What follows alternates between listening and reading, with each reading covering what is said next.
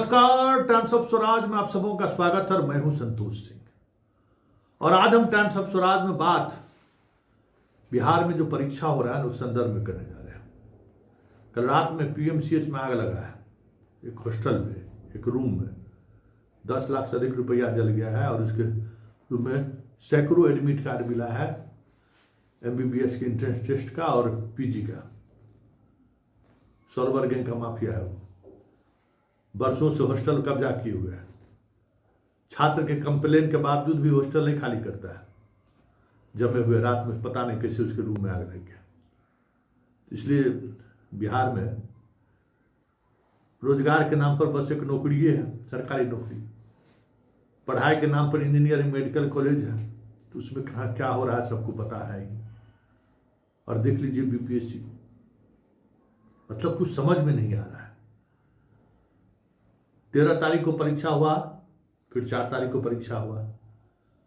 13 तारीख वाला परीक्षा के बाद जो हंगामा शुरू हुआ, तो 4 तारीख का जो परीक्षा ली उसमें 3 गो सवाल गलत पूछ दिया इन लोगों ने, जिस पर बबेला मचा था। कर्क रेखा वाला 2023 का जनगणना, तो तीनों सवाल को हटा दिए और सभी छात्रों को 3 नंबर दे दिए उन्होंने।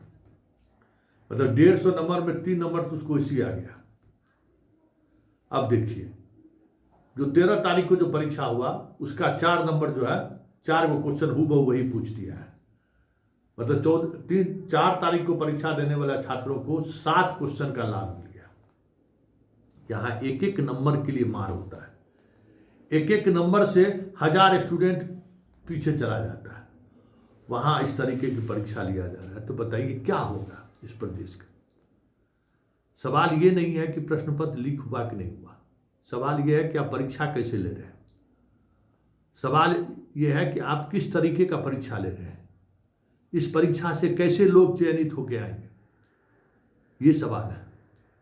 जब आप पीटी में ही जो बीपीएससी लेवल का जो स्टूडेंट है उसको बाहर कर दीजिएगा, जो जिसके पास एक अलग तरीके का स्किल है, स्किल इस सेंस में कि समझदारी है, विषय को समझता है, भाषा का पर पकड़ है, उसको आप पहले बाहर कर दिए। ऐसा न परीक्षा लिए पीटी, उस सबको बाहर होना ही है। जो बीपीएससी मतलब कमीशन की तैयारी करने वाला जो बच्चा है उसका तो नहीं होगा, ये तय है। क्योंकि जिस तरीके का है उसमें कम से कम 120 प्लस ऊपर से अगर रहिएगा, 120 से ऊपर का जो सवाल जिनका ठीक होगा उन्हीं का होगा। तो 120 तो सब अच्छा, कोई समझ पाएगा कि किसका हुआ किसका नहीं हुआ, जिस तरीके से सवाल पूछे इन लोगों ने। और 4 तारीख को परीक्षा में क्या गड़बड़ी कर दी इससे सामने ही है। हमको ये समझ में नहीं आता है कि आप जब परीक्षा, मतलब एक कॉमन प्रोसेस है मॉडरेशन का, कोई जो शिक्षक सवाल या प्रोफेसर सवाल सेट करता है तो उसको मॉडरेट किया जाता है, उसके कई तरह के लेवल पर अध्ययन होता है। क्या अध्ययन नहीं हुआ? 3 नंबर का फासला आप समझते हैं? अगर इसी के परीक्षा का 3 नंबर का फासला देख लीजिए, 3 नंबर में पता चला कि हजारों स्टूडेंट पीटी से बाहर हो गया। इस स्तर पर आपकी मनमानी की है या गड़बड़ी की है, या गड़बड़ी आपसे हो गया है। लेकिन जिद है कि हम परीक्षा रद्द नहीं करेंगे, जिद है कि हम बेहतर परीक्षा कंडक्ट कर रहे हैं, मेरी मर्जी। तो भाई ठीक है, आप ही की मर्जी चले ना। लोअर ब्यूरोक्रेसी को खत्म करके क्या देना चाहते हैं? स्टेट ही बर्बाद होगा ना। अरे वैसे भी जो एक वर्ग है वो धीरे धीरे राज्य छोड़ ही चुका है। अब इस राज्य में कुछ रखा हुआ नहीं है। अब न आप कोई छठ और दीपावली में अपलोड कराने वाला भी, अब कहाँ मैक्सिमम लोग छठ दीपावली में भी आता है। गांव का गांव खाली हो ही गया है। तो यही पूरा करकट भरा हुआ बिहार रखिए, एंजॉय कीजिए जीवन में। ऐसा थोड़ी है कि लोग बिहार में पैदा लिया बढ़ा तो बिहार का जो है सो ऋण चुकाने के लिए यहीं क्या कहते हैं गिरगिट की तरह रेंगते रहे, कीड़ा मकोड़ा की तरह जिंदगी जीते रहे, अपने बच्चों का जो है सो भविष्य खराब कर ले। क्यों कोई चाहेगा? कोई बच्चा, आपका बिहार का बच्चा बिहार लौटना आप चाह रहा है? ये देखिए ना कितना बड़ा ब्रेन ड्रेन हो रहा है आपके स्टेट से। थोड़ा भी जो बच्चा बेहतर करता है वो चाहता है कि बिहार से बाहर चले जाए। अब तो माँ बाप को भी लेकर चला जाता है। पहले लोग छठ दीपावली में आता था, और कुछ आया चाहे नहीं, छठ दीपावली में जरूर आता था। अब तो दुबई में छठ होने लगा है। अब वो भी खत्म हो गया कि आए, अब उसके लिए भी लोग तैयार नहीं है। ठीक है, छठ दीपावली में काहे जाएंगे बिहार, क्योंकि अब गांव भी आप रहने लायक नहीं छोड़े हैं।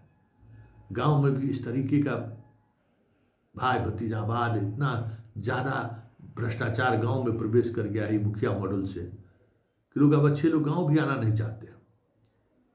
सोचते हैं काहे जाएंगे गांव, किस लिए जाएंगे गांव, क्या रखा है गांव में। तो बिहार उजड़ रहा है, चिंता किसी को नहीं है। अरे भाई, उजड़े हुए चमन में आप क्या दीदार करिएगा जब अच्छे लोग आपके पास रहेंगे नहीं। वैसे ब्यूरोक्रेसी में तो अब जिस तरीके से बहाली हो रही है, अच्छे लोग आने का सवाल ही नहीं है। और सब चुप है, मतलब जिससे भी बात करिए सब चुप। प्रश्न पत्र लीक हुआ है क्या? अरे बाबा, प्रश्न पत्र लीक का मसला है कहाँ? आप देखिए ना क्या हो रहा है। प्रश्न पत्र लीक ही एक है कि रद्द किया जाए। ये जो 3 नंबर का लाभ मिला है गलत क्वेश्चन पूछने के कारण, इस 3 नंबर के कारण कम से कम 30,000 स्टूडेंट बाहर हो सकता है। एक एक नंबर पर यहां मार है, तो ये अनियमितता नहीं है। इसका कौन भरपाई करेगा? आप ही बताइए। आप 13 तारीख को परीक्षा लिए, जो परीक्षा में सवाल पूछे वही उसमें से 4 क्वेश्चन आप रिपीट कर दिए। तो जो विद्यार्थी अमूमन जो परीक्षा दे के आया है उसको तो 4 क्वेश्चन मालूम है ही। 4 और 3 7 नंबर का लाभ 4 तारीख वाले को आप दे दिए। पटना के 22 सेंटर पर परीक्षा लिए, उसको 7 नंबर का लाभ मिल गया, कितना आगे चला जाएगा। ये अनियमितता, ये कहते हैं प्रश्न पत्र लीक से बड़ा अपराध है। प्रश्न पत्र लीक से जो है सो ये बड़ी बात है।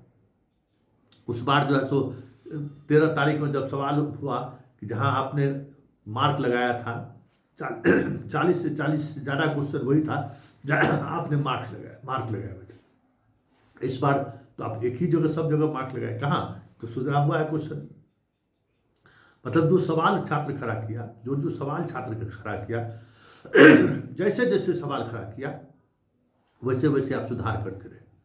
इन 3 सवालों पर बवेल मचा पूरा बिहार में, देश में, तो आप तीनों सवाल को गलत घोषित कर दिए।